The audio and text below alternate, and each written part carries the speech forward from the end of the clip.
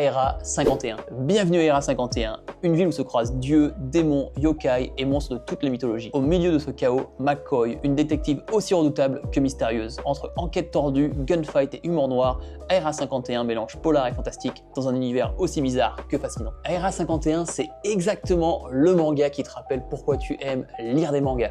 J'ai adoré le mix des dieux, des créatures folkloriques qui cohabitent dans cette ville qui est complètement barrée. Franchement, ça part dans tous les sens, mais c'est ce qui fait le charme de cette série. Pendant ma lecture du tome 1, je savais pas trop où le manga voulait aller, puis à la fin du tome, t'as le début de fil rouge, et à partir de là, ça part dans tous les sens, et c'est un pur kiff. Après, t'as une suite d'enquêtes originales et complètement what the fuck les unes que les autres, qui font avancer l'histoire petit à petit, et c'est ce qui rend vraiment Aera 51 unique. C'est le mélange de ces dieux et de ces créatures folkloriques dans les enquêtes. Voir des figures que tout le monde connaît comme Zeus, Thor ou bien Hadès à la sauce manga slash comique qui vont se battre, il y aura des sortes de complots, c'est juste excellent. On a le droit à des combats complètement épiques et déjantés entre ces divinités, le style est juste incroyable, son style graphique est juste trop bien, ce mélange de comique et de kaneko. Moi je sais, je m'étais lancé dans la série par rapport à ce dessin qui était vraiment unique et je me suis régalé du début jusqu'à la fin. Aera 51, c'est un vrai coup de cœur, c'est pour ça que je l'ai mis dans mon top 10 de cette année